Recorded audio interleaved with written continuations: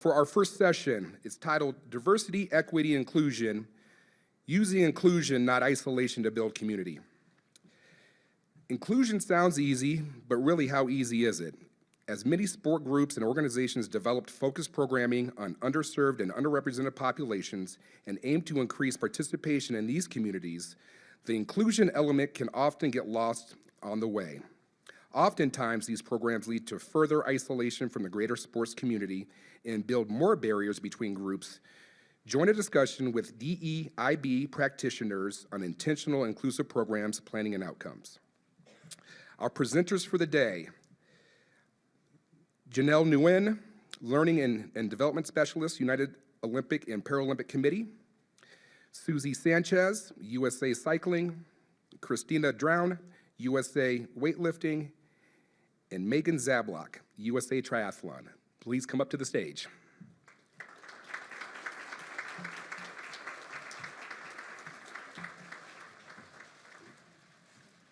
Turn this on. Okay. Hi, hello, hello. Yeah, okay. While we wait, happy National Girls and Women in Sport Day, woohoo. I had that on my notes as well, and I missed that, so thank you for sharing that. And we also, as a ISS planning committee, chose February 5th in solidarity with National Girls and Women's Sports Day. So thank you for the reminder. You're welcome.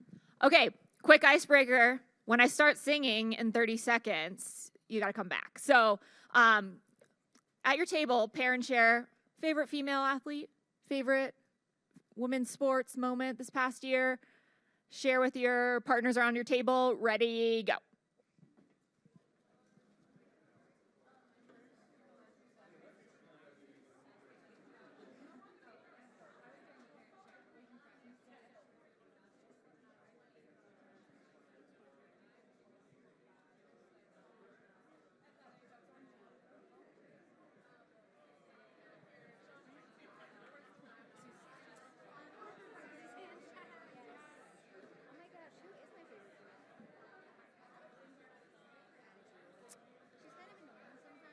Okay, and we bring it back. We're bringing it back.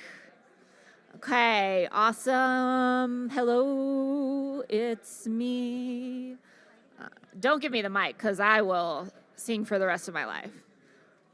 Okay, awesome. Well, I'm glad that we can celebrate today and all be here together at the Inclusive Sports Summit. So my name is Janelle Nguyen. I work for the Olympic and Paralympic movement. Previously, we worked in college athletics, so really thankful to see a lot of familiar faces here at CU. We're going to go down the line. We're going to introduce ourselves. One of our speakers today could not make it, but Kamal, you're the best, and we look forward to seeing you soon. So we're going to go down the line. Everyone's going to introduce themselves, give a little background. If you want to give a fun fact, you can, but you don't have to. Hi, everybody. My name is Suzy Sanchez. I am the Director of DEI and Membership Programs at USA Cycling and founder and lead consultant at SS Consulting, which is an organization that focuses on providing DEIB services to for-profit institutions. I am formerly an elite athlete in the sport of weightlifting. I competed on Team USA from 2011 till 2014 and trained full-time at the Olympic and Paralympic Training Center back when it was still the USOPC, or USOC. So glad to see that the USOPC has made strides in the time since I've been there. I'm really excited to be with you all today, and I'm going to hand it over to Christina. Hi, everybody. My name is Christina Drown. I'm the membership manager at USA Weightlifting. And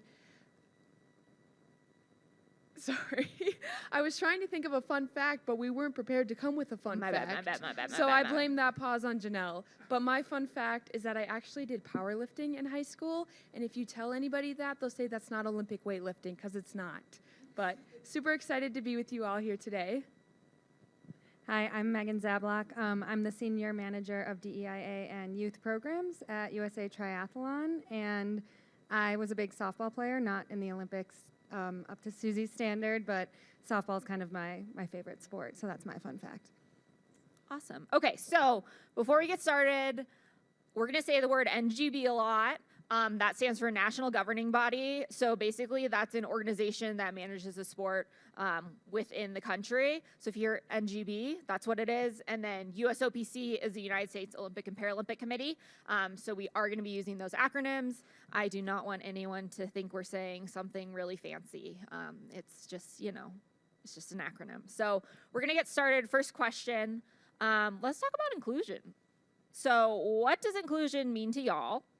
And what does inclusion look like currently in your respective organizations? Yep, so I can take that first. I feel like the boilerplate response is always inclusion means that everybody has a seat at the table, right? Making sure that we have representation from diverse groups across the country being involved in whatever our organization's decision-making process may be.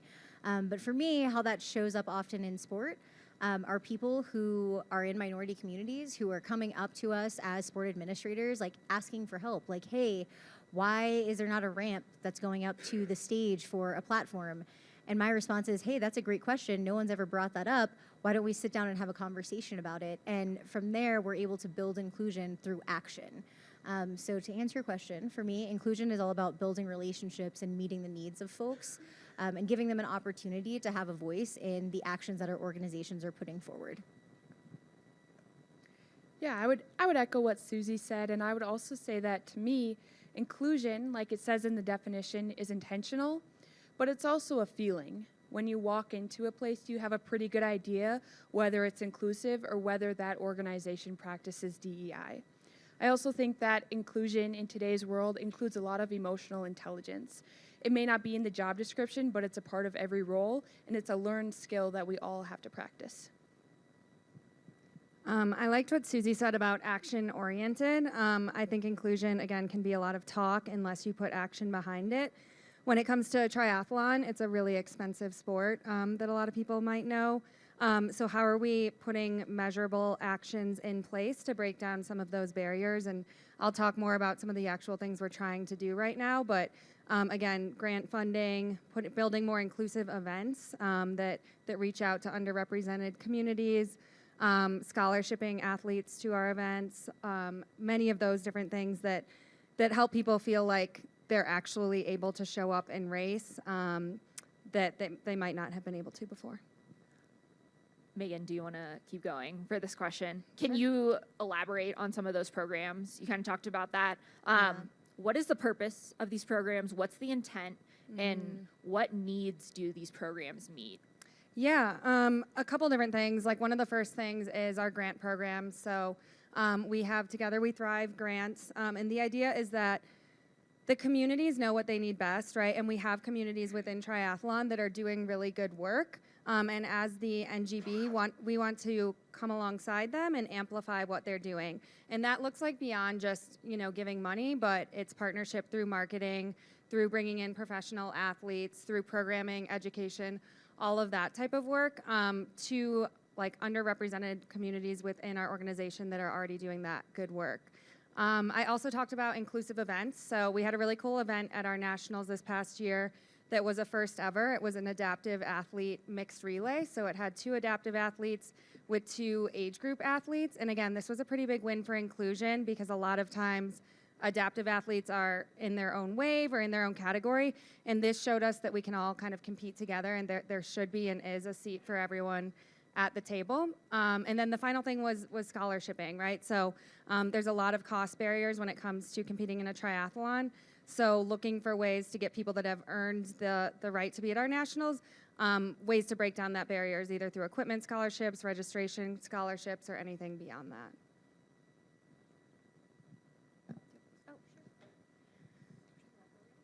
Yes, awesome. I love talking about DEI programming because when people hear DEI programming, automatically in their head, they're like, oh, we're talking about scholarships. DEI programming can look completely different depending on which community we're trying to target. For example, working with veterans, a veteran program may look like providing career assistance and pushing them through our coach education program to help them find their footing as they're exiting the military. It could be creating a space for mothers to breastfeed in our office so that they feel safe and secure when they're breastfeeding their child. It really just depends on the communities that we're trying to to target. So for us at USA Cycling, I have 3 different programs that I love chatting about. The first one is focused on high performance, and that is because we are a high performance organization. Our goal is to send athletes to the Olympic and Paralympics. And so we achieve that through something called Search for Speed. So it's a track cycling activation that is based in Southern California that targets predominantly Black and brown communities in an effort to introduce them to track cycling. Last year, we were able to take this program on the road, and we took it to Detroit, where we spent 2 weeks working with the Detroit Velodrome, going into 12 different high schools, testing them, and then at the end of it, we were able to give 20 kids an opportunity to go and train at the velodrome with transportation covered, because for any of you who are familiar with DEI programs as it relates to youth, oftentimes it's not that they don't want to go to your programs, it's not that they aren't grateful that there are free memberships or free opportunities, it's that they have no way to get there, right? They may come from a one-parent household, they may come from a mixed household where like their grandparents are raising them, they don't have the ability to take them. So those are just some of the things that we wanted to keep in mind as we were taking this show on the road, to ensure that we're actually providing all of these kids, not just with the opportunity, but including them to the point that they can actually get to where we want them to go, so that they can eventually, hopefully, show up in LA 2028. Our second program is a program focused at PS 18. It's a non-competitive program that's very grassroots. It is focused on teaching kids located in Harlem, New York, the importance of getting on a bike. So most of these kids, they live in New York City. How many of y'all have been to New York City? Show of hands. So you know it's probably not like the safest place for kids to be riding their bikes, depending on which roads you're on. With this program, we were able to shut down part of the street near where the school was and teach these kids how to ride, the importance of racing. We brought one of our Pan Am medalists to come and teach them, who is based out of New York, which is a really awesome opportunity for these kids. And at the end of the day, they were so excited. They all wanted to get on the track and start racing bikes. But for me, the biggest takeaway was not only introducing them to USA Cycling, but was introducing them with the opportunity that the freedom of bike riding provides them, right? A lot of these kids are never going to get out of their burrow, but now on a bike, they may be able to get out and explore just a little bit more. The last program that I want to talk about is all about my women. So in a sport like cycling, where we have 80% male participation, that percentage is much lower as it relates to coaches. So last year, we kicked off the Rise Forum, which focused on elevating women in leadership opportunities in the cycling industry, as well as providing them with an opportunity to take part in a women's coaching weekend. This was a 2-pronged initiative. One, to increase the opportunities for our female athletes and coaches to get in front of other female leaders in the cycling space, which again is predominantly male dominated. And 2, to provide these female leaders with an opportunity to get into the coaching space. All of these programs had one thing in common, and it was that we had conversations and built relationships with people from these specific communities. It wasn't the Suzy Sanchez brainchild or something that came down from the board of directors. It came from people from PS 18 who were like, our kids need this opportunity. How can we get there? And we made that happen. We kept them involved through the process of deciding how we were going to use grant funding to shut these roads down, how we were going to use connections with our athletes to bring them in and to attend our events and then to attend those events. So I would say that for any of you who are looking to start programming, make sure that you are including the communities that you are wanting to represent and get their feedback. Because at the end of the day, if you create a scholarship program that is specific to, I don't know, para-athletes, and you have one para-athlete in your entire membership, that's not going to be as effective as asking your membership or your community what it is that they need. I love that, Suzy. I just want to talk about one program that we do at Weightlifting, and I want to relate it back to something that Suzy said. So she mentioned how 80% of the athletes are male. And actually in weightlifting, we're doing pretty great with our athletes. It's pretty close, 50-50 female-male. But when you look into our coaches, it's much different. Again, it's male dominant, especially when you get into the higher levels. And so something that we're doing to fight that is we have our women's coaching weekends. And so this is a weekend where they can take our level 1 and our level 2 coaching certification back to back in order to become a certified coach through weightlifting. And the reason that this is really great is that not only are we bringing in more female coaches, but we're also helping to retain them, because by giving them access to that level 2 right away, which is something that many may not be able to do on their own, you're giving them access to higher levels of coaching, which is going to help them to stay in the sport. Christina, I have a follow-up for you. So you're out weightlifting in a membership role. How does this relate back to Suzy? How you took Suzy's job, right? Or what did that look like? Tell me. She didn't just take my job, she stole it. No, I'm just kidding. Sorry. So I used to work at Weightlifting. I was there for 6 years as the director of culture, community, and outreach. Previously, the organization did not have DEI programming in general. I will say, we always look at 3 different things, right? Policies, practices, and people. There were a ton of inclusive practices, but nothing that was actually like codified within their bylaws, within our hiring practices, things like that. So when I joined the organization, we were able to put a ton of work into not just creating an inclusive space within USA Weightlifting, but also making sure that that space continued to exist even after I left, which is awesome because eventually I did leave, and that's when Christina came in. And she left me very big shoes to fill.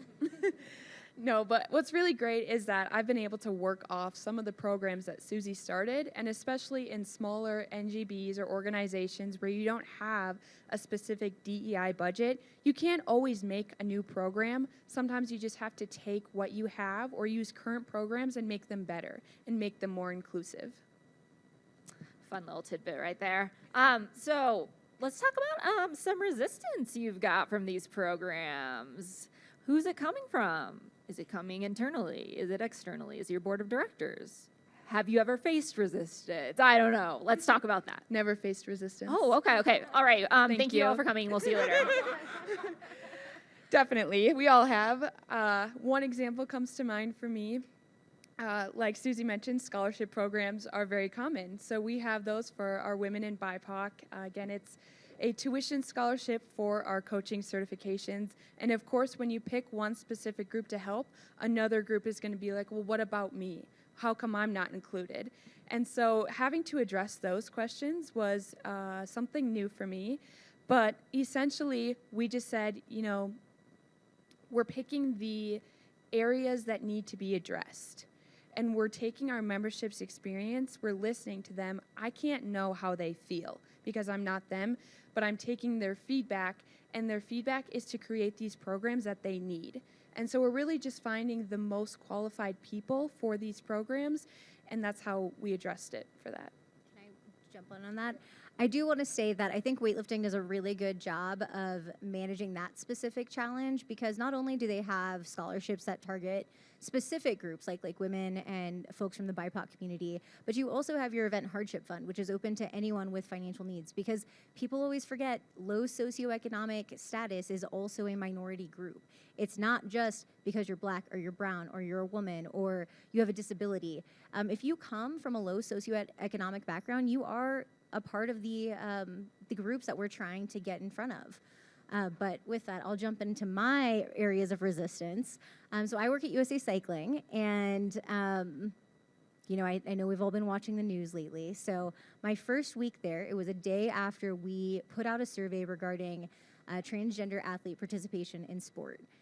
And it was really crazy to me how just inflamed people got. We were getting death threats. My first week there, I didn't know any of these people. I'm getting death threats in my inbox, like, I'm gonna find where you live, because that's just how much anger and vitriol these people had. And so that's gonna happen. Unfortunately, that is the reality of working in sport in this time.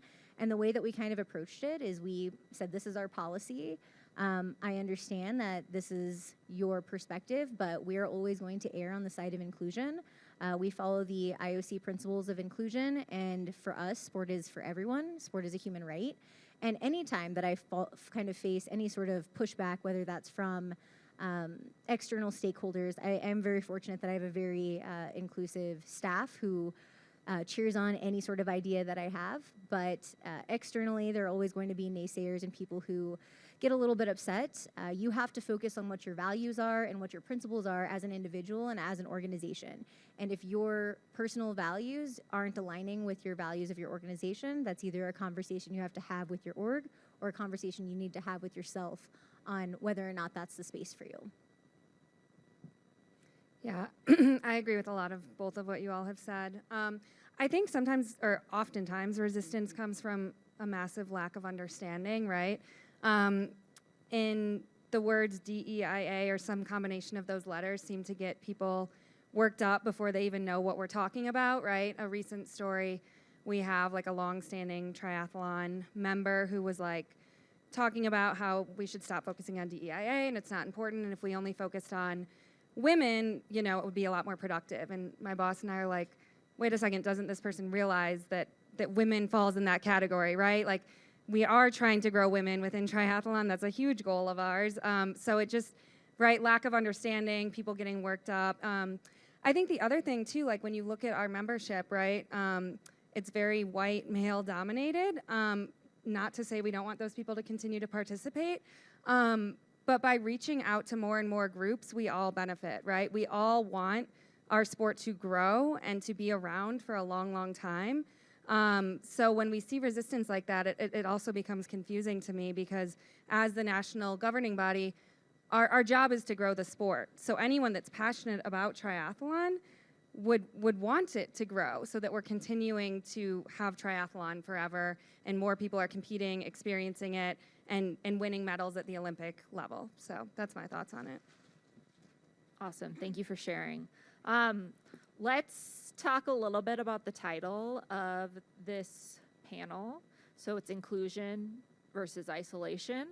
So I want y'all to kind of briefly discuss isolation and what that looks like in a DEI perspective. What do you think of versus like inclusion? What does that look like for you? Do you want to start? Do you want me to start? Okay, great. Yeah, so oftentimes, and I think this is kind of where we are, like, as DEI practitioners and as a country right now, people are like, DEI is terrible, it's taking away from other people, because people don't see themselves as part of the DEI work, right? There is no rule that says that everyone can't participate in these programs, right? You can participate in anything that we're doing. We are running, for example, I'm a part of a community resource group called Women's Net, and it's a women's focus group to help elevate the voices of women in the Olympic and Paralympic movement. But all of our events are open to all staff members in the Olympic and Paralympic movement. We want to make sure that, yes, we're here to celebrate women, but we also need our allies to celebrate women as well. So for me, I think that comes down to education and people understanding what DEI work is. And when they don't understand, we end up in this kind of space where you have a specific minority group, we'll use women again as an example, who are like, yeah, I got the scholarship, I went to the course, I'm now a coach, but I don't feel like I'm a part of the group because this group still doesn't want me to be a part of them. So I think to Megan's point, you have this group of people who are super passionate about their sport, but they're only passionate when it's benefiting them, right? So I think it's more about creating a culture change within your organization and within the sport, and that's hard. Like, how do you change a culture of 80,000 members when half of them are saying, yes, we want to grow the sport, and then the other half are saying, we want to grow the sport, but. So that's still something I'm working through. Maybe my colleagues have figured it out, or maybe you all have, so we can talk about that more during the Q&A. I want to take this in a little bit of a different direction and talk about the way that isolation can appear in the actual work itself. So at NGBs, they're typically small. They're not typically small. I work at a small NGB. And so there's not a specific DEI department or a DEI team. And so it's most of the time just myself working on it in addition to my other membership responsibilities and programming. And so in this work, it can often feel like, okay, I'm here, I have 23,000 members, committees, boards, the staff, and I'm supposed to figure out diversity, equity, and inclusion for everybody. How can one person do that? But it really isn't up to one person. It's up to everybody. But of course, what I have learned is that it's the small changes over time that make the actual difference, and that even if you're feeling this way, if you're somebody out there who's participating in this work, you can still connect with others, because there's a chance that there's isolating ideas or things running through your organization that you could still connect on. So maybe they feel isolated in their work, even if it's not DEI work. Yeah, I like that a lot. I feel like we all can work in silos in any job that we have, and so I feel like breaking down those barriers between departments. Trying to think where I want to go with this on inclusion versus isolation. What? We do have a nice group chat so that like we can all kind of be bouncing things off of each other. I think back to, a couple of you all touched on education. One thing I do when I meet with like our board or large groups of members is try and start to break down those barriers. So I'll start every DEI conversation with an exercise where I ask like 5 to 10 questions about, do you really, like, who got excited about our Paralympic team bringing home 8 medals? Who gets excited when they see a new youth cross the finish line? Who gets excited when they see our women in sport growing, right? And by the end of these conversations, every single person has raised their hand at least multiple times. Even people who walked into that room saying, I hate DEI, I'm against it, right? And so I think when people start to look around and see that they've raised their hand and that they're more connected to people than they are different or divided, I think that can start to break some of those barriers so that, like Suzy was saying, we don't have groups of people feeling isolated within our sports. Awesome. Thank you for sharing. I think one quote that I want to read that rings true from my organization is, like Suzy said, inclusion does not truly exist when there are certain exceptions. And then also, to be included, we must be inclusive. And that's pretty simple, but I think that it rings really true. So as we move forward, what are ways that inclusion can develop into isolation? And I can give an example from my time working in college athletics. I would always take a big group of student athletes to the Black Student Athlete Summit, an awesome program. If y'all have heard of it, if y'all have been, and the student athletes that went loved it. And they loved their experience, and they were so grateful for the opportunity. But at my institution, it did bring about some animosity as folks were asking, well, why do they get to go to this cool thing in LA and I don't? Why do they get this opportunity? Why is this happening? Why can't I go? And so there was a bit of animosity that developed between our student athletes, and that was something we had to work through. So would love to hear about how you have seen inclusion develop into isolation. Has it happened with any programs you've developed? Has it happened with good intentions, but maybe it turned out into something that you did not want to happen? Would love for y'all to elaborate on that and think about that.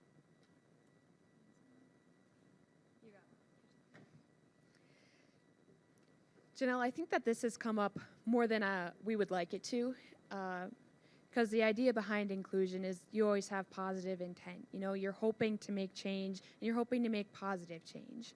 I think that one way that I have seen this come up is when you focus on the wrong thing. So in my experience, this has been if you're just focused on the numbers, or I just need to put together this plan to put to the board, submit, done, 4-year plan, good to go. If I'm just focused on a 5% increase, close my eyes and pick a random area, that area probably does need a 5% increase, but is that the intentional programming that our members need? Is that the experience that we're feeling that needs to be addressed? So when you're focused on the wrong thing, you're gonna miss an entire perspective. And I also think that when you're looking at those perspectives, you need to expand your definition. Suzy mentioned this a little bit earlier. It's not just Black people, it's not just women. You know, there's all sorts of disabilities and different ways that people need to be included. And so finding those ways of accessibility and recognizing that it doesn't just include the top 3 minority groups that come into your head when you say DEI. I went a little different with this question in my head. And I'm not sure like I have the right answer to this, but one thing we experienced this past year is we had a couple different posts that went out about during Pride Month and during Transgender Day of Visibility that got some really, really negative backlash, which was like really upsetting for me and for a lot of our staff and for the clubs that we featured and for all of that. And so I think where my head went was just being careful, I guess, with what spaces we're putting certain information into. Like maybe a social media post wasn't the right way to go about that, as opposed to a Facebook group where we can control who's in there and how we're creating inclusive community. And again, it's super unfortunate. I want to be celebrating Pride Month. I love celebrating Pride Month. It's a part of who I am.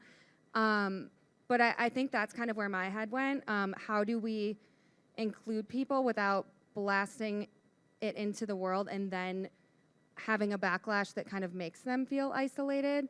And again, I think there's a lot of brainstorming and a lot of talk, and I think it will look different for every company, every organization, on how we make those steps forward in a world where people's safety needs to come first. That was where my head went first. Can I pop off, Janelle? Is that allowed? Please do. Are you kidding me? Okay. Going off of Janelle's example, this one really, it just infuriates me. I'm not going to lie. It drives me freaking crazy when people are like, well, what about me? And I'm like, okay, great. Let's talk about you. What can we do to help you succeed? Where are we missing the mark? I was listening to one of my favorite Instagram news people. It's Aaron Parnas. He's awesome.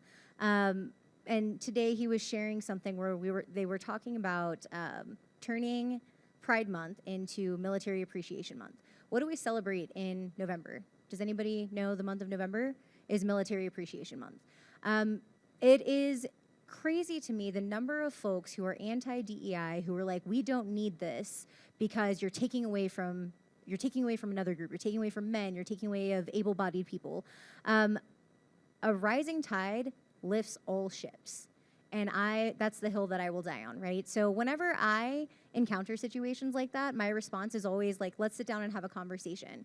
If you are frustrated with the fact that we're going to you said it was a Black Athlete Summit, the Black Athlete Summit, let's talk about what can we do to help you get what you need? What do you feel like you need to succeed? And oftentimes the answer is, oh, well, I didn't really have anything in mind. It's just, they're just upset that this is happening, right? And they don't feel like they're being included in the conversation. So bring them into the conversation, challenge the questions, right? There is nothing wrong with challenging the question and asking, hey, let's sit down, let's figure out where this is coming from, because at the end of the day, stopping programming just because a small group is upset that they aren't getting this programming isn't going to help grow your sport. It's not going to help improve your organization.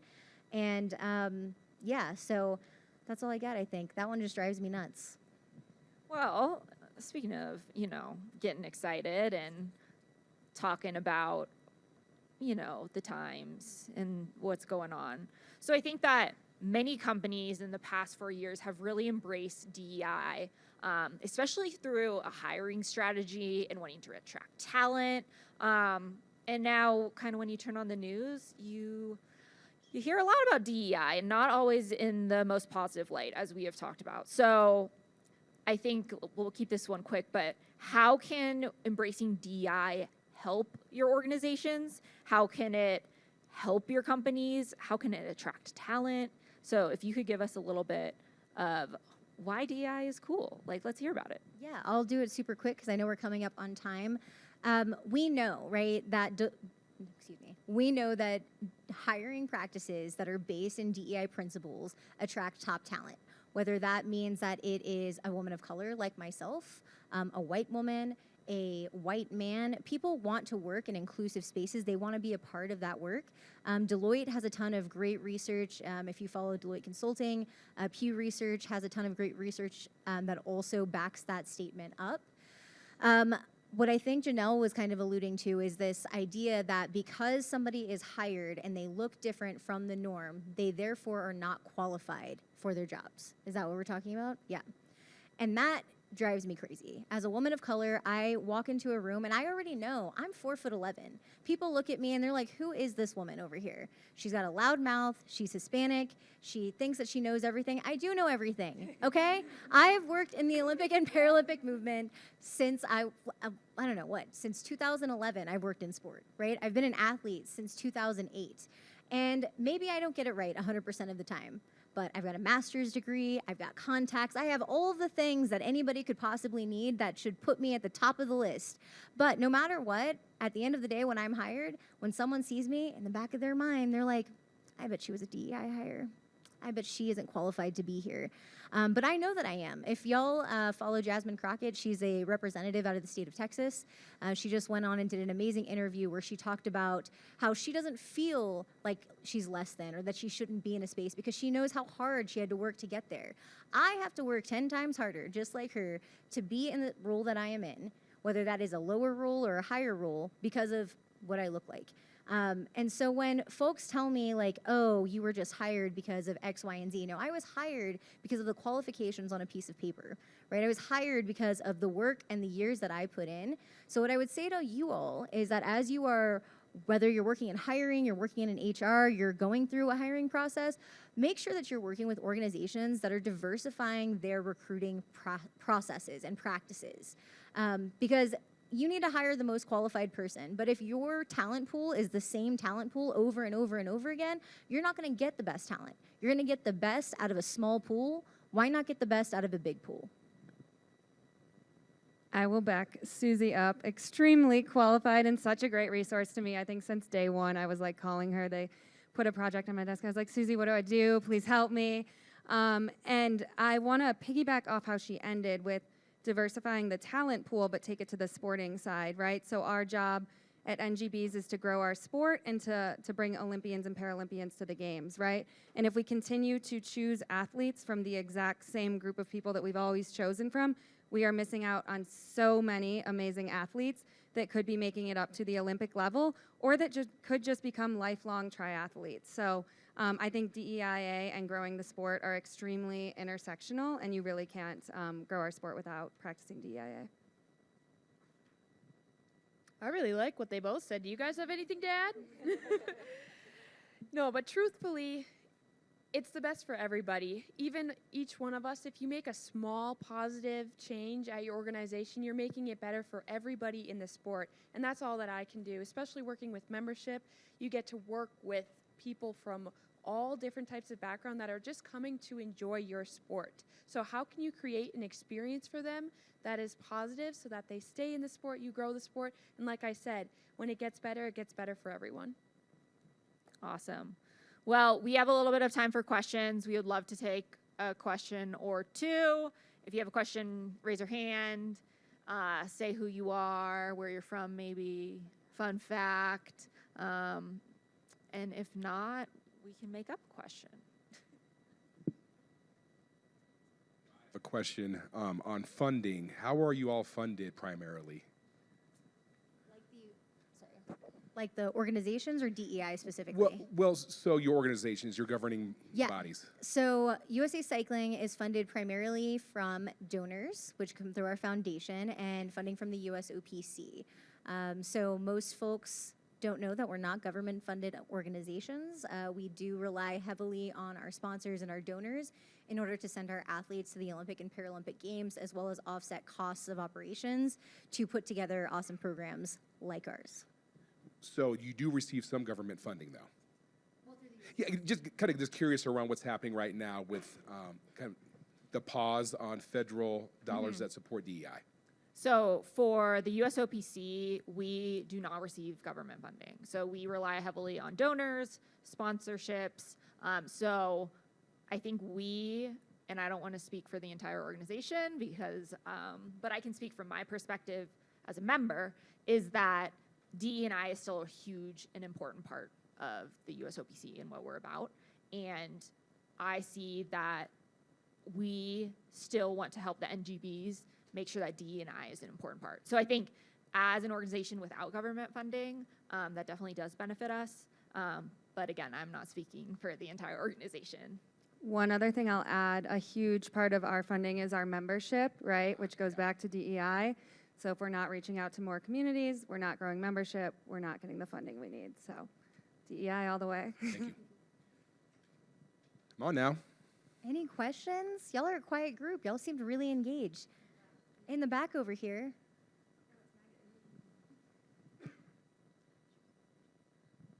Hi, I'm Megan. I'm a big fan of all of you. My question, you all mentioned this in some way, that you can take programs that already exist and implement them into the diversity, equity, and inclusion space. Do any of you have examples of programs that already existed in your organization that you shifted to have a focus on diversity, equity, and inclusion, or that you kind of tagged on D&I to? Yeah, especially when you have limited budget, right? You have to be creative. So an example that I would provide is our national events. So for BMX national events, they have a different way of doing their start. So instead of having like a sounding gun or like a sound for people to go, they have a light. And for me, I was like, how can we better include folks with who are hard of hearing or have hearing disabilities to participate in our sports when they can't hear the sound of the gun go off, right? And I was like, well, we already do this at BMX events. Can we not just bring a light, like the same light to all of our other national events? And they were like, oh yeah, we can do that. And it was a super easy thing. It wasn't like expensive. It was just something that no one had thought about. Yeah, I think that Suzy took the right approach. It's the creative thinking about things that just go unnoticed, that you would never even know about if you hadn't thought about it. So one specific example that comes to me is if you look at our colors, it's blue and red. However, something I had never thought about was, what about colorblind people? How are they reading our website and being able to look at it? And so just recognizing that in some of our newsletters, when you're highlighting things or linking things, making sure that it's in an accessible format so that everybody can enjoy, appreciate, and understand what you're sharing. And I also think that the second thing that I've really tried to do is with our existing programs, and this has been completely free, is just how is another way that I can get this out to the world? Is it through another newsletter? Is it storytelling from something that our communications director can put out to our members? There's many different ways to share information, and is this information being shared with everybody? Yeah, kind of piggybacking off that, and something you kind of started, Megan, was our education department, right? So our coaches all have to go through certain levels of training, and they're going to have to go through that anyway. And then our new education manager, we've started to add different specialties, right? So if you want to specialize in para, adaptive, women, all of these things that fit in the DEIA categories, and also making sure that those are for credit, right? Because the coaches want stuff that's going to earn them credit, but also stuff that they're passionate about, so that it's meaningful to them. So partnering with other departments that already exist and trying to filter in that type of work.